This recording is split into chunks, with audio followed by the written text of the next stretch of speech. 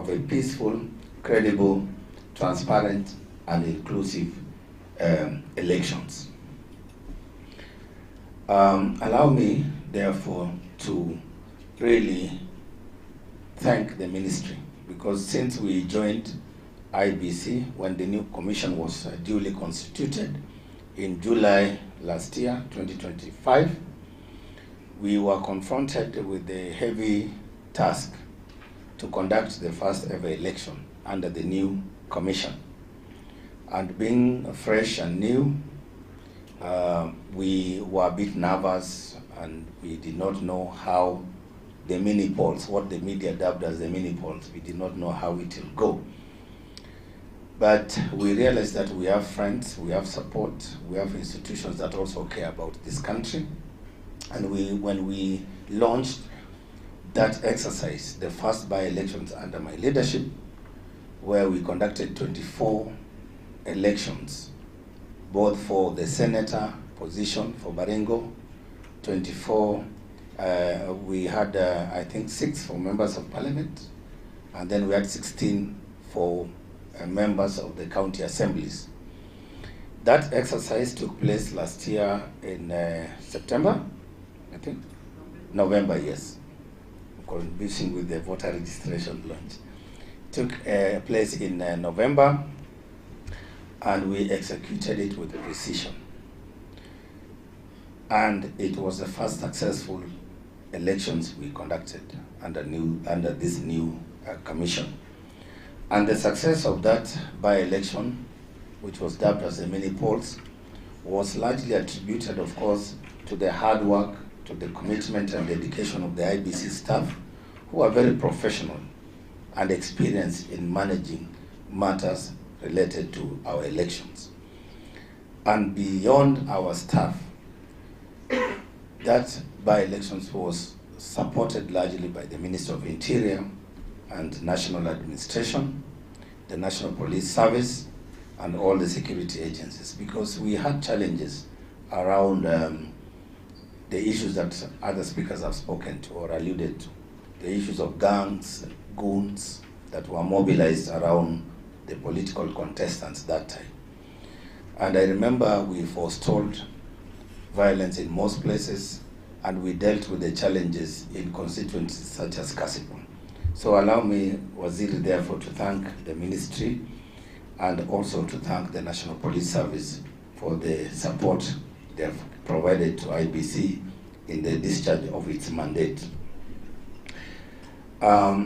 As we move closer to the next general election, this meeting, therefore, is very, very important, so that then we can come together and share information and think together about the various challenges that we see, and think together about how we can take advantage of the opportunities that we see, including opportunities in our collaboration, in our coordination, and in our putting together our teams to handle some of the critical things that must be done in order to make the next election successful.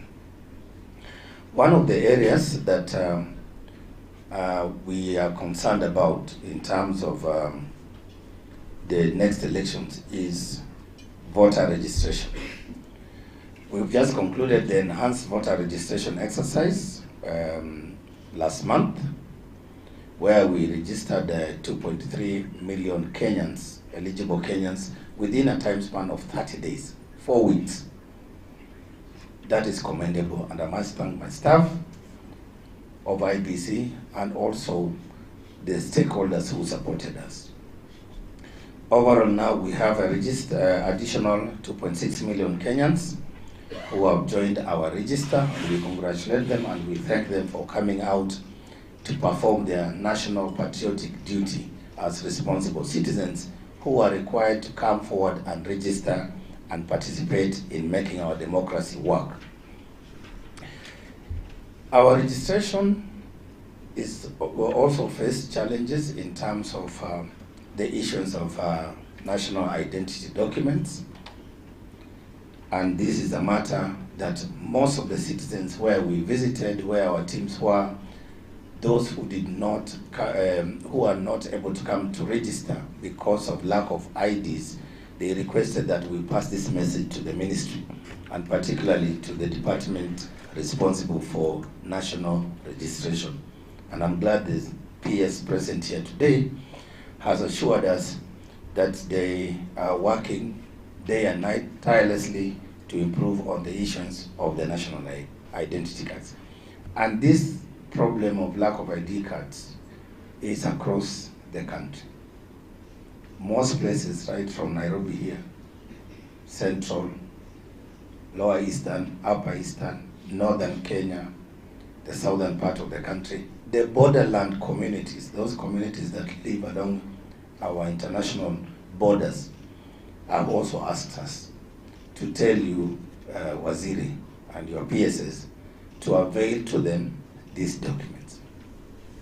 And therefore, that challenge of undocumented Kenyans need to be addressed so that those who reach the age of 18, the voting age, 18 and above, we are able to register them, because our strategy and our policy is that of inclusivity and participation in making our democracy work, in deepening our democracy. So I'm glad that today's consultations have yielded fruit, and they promise that the ministry will fast-track the issuance of these national identity documents to deserving Kenyans across all corners of this country. Honorable Minister, and the PSS present here, our IG, one of the other critical areas of concern to us as Iebc is in relation to election security preparedness. And I think you have seen our presentation, our requests, our requirements, which have been presented already by Commissioner Hassan Nur Hassan, who is leading our election security preparedness efforts.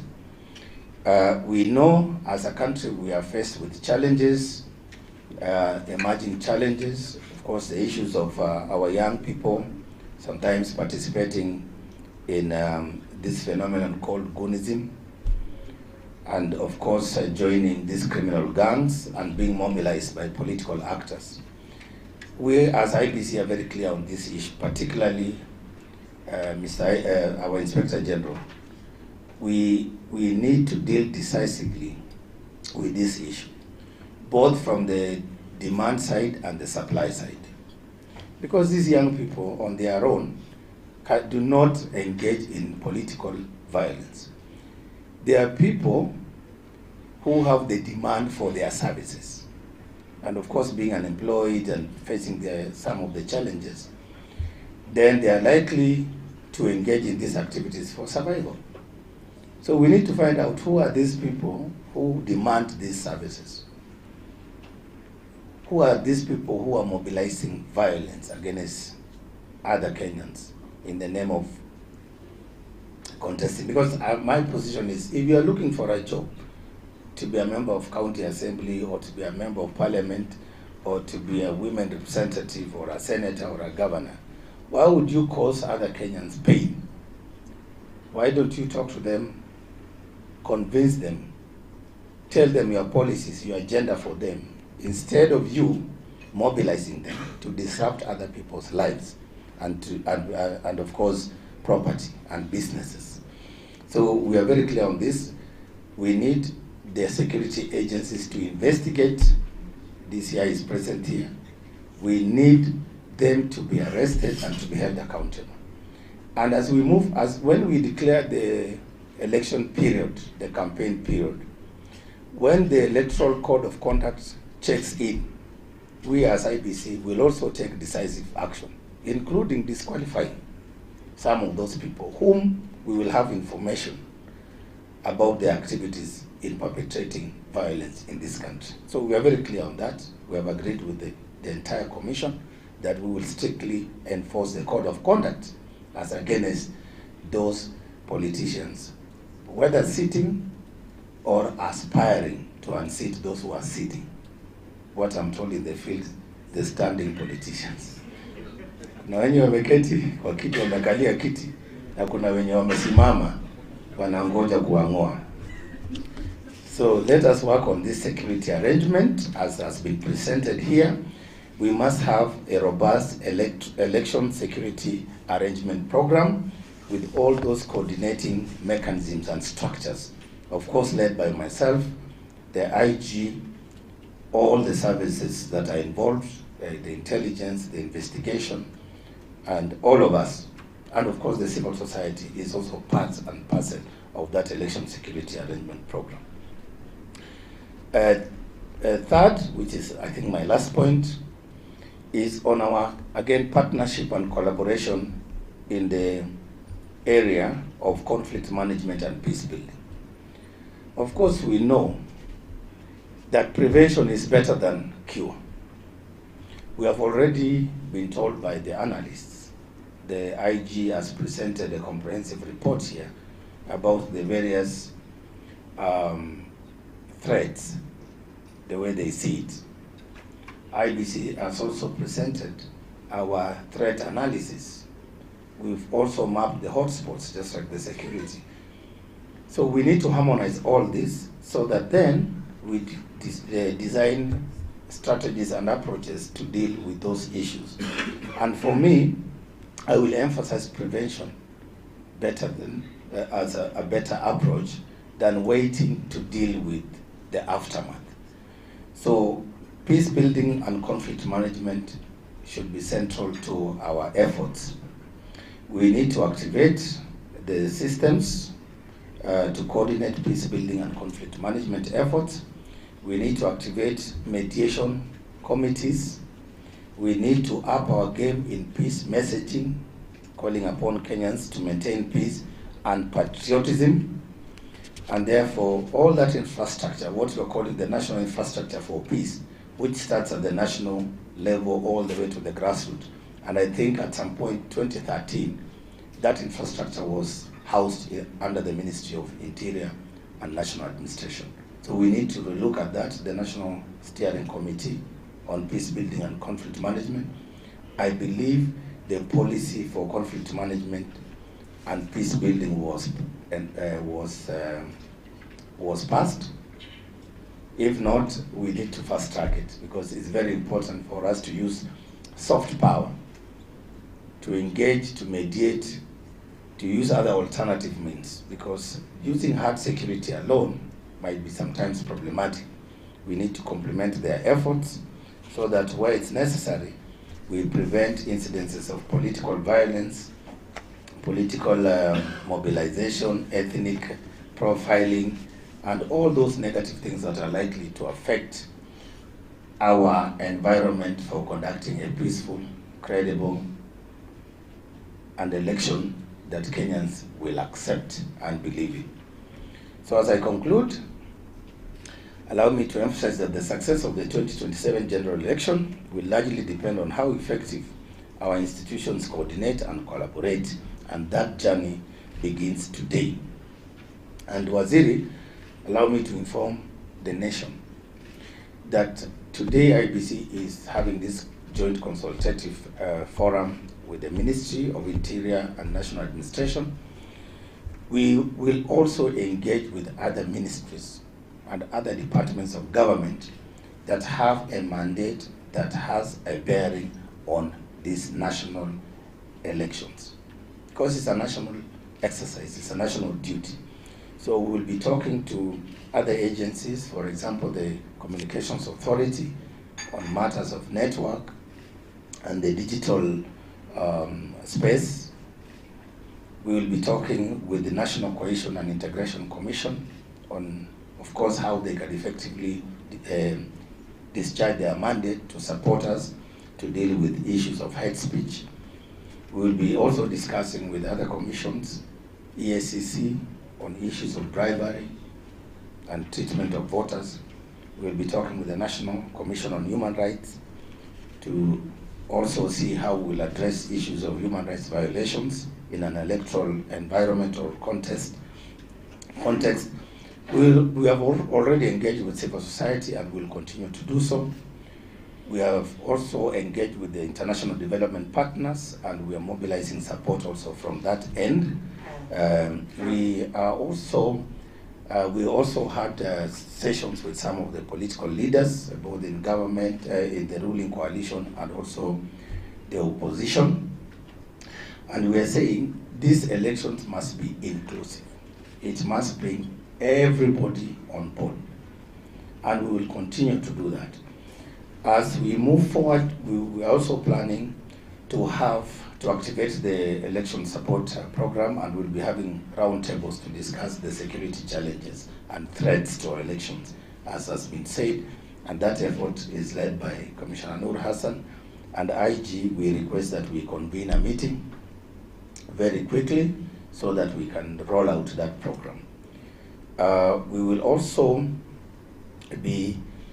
are also planning to have a national elections conference, the road to 2027, and this will bring together all the stakeholders, the political class, our politicians who are our clients, the national government, county governments, international development partners, civil society.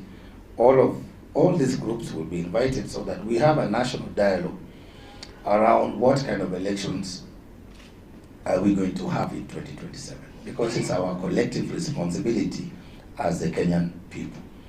So with those many remarks, allow me to conclude by saying that this journey must hold us together and must enable us to move together collaboratively towards a peaceful, credible elections in 2027. So I therefore thank you for listening, and I thank you for this forum. I thank my staff for organizing this, and I thank the staff of the Ministry of Interior for also organizing the success of this forum. And I therefore call upon Waziri, Honorable Onesimus Kipchumba Murkomen, to come and address us. Please welcome him with a big round of applause. We'd like to hear from Waziri how he intends to address some of the challenges we have thrown on his way. Thank you. Thank you, Chair. Thank you very much, Chair. Please, let's be seated, all of us. Thank you.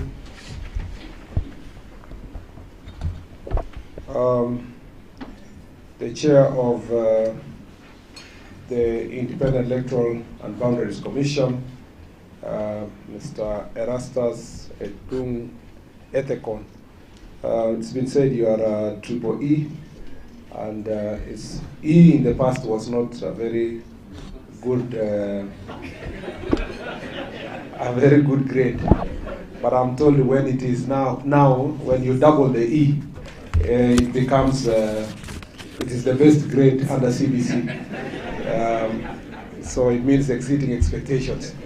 We believe that in the coming elections you will be not only double E, but beyond the same. The Principal Secretary in the Ministry of Principal Secretaries in the Ministry of Interior and National Administration, Dr. Raymond Omolo and Dr. Richard Kipsang Bedion.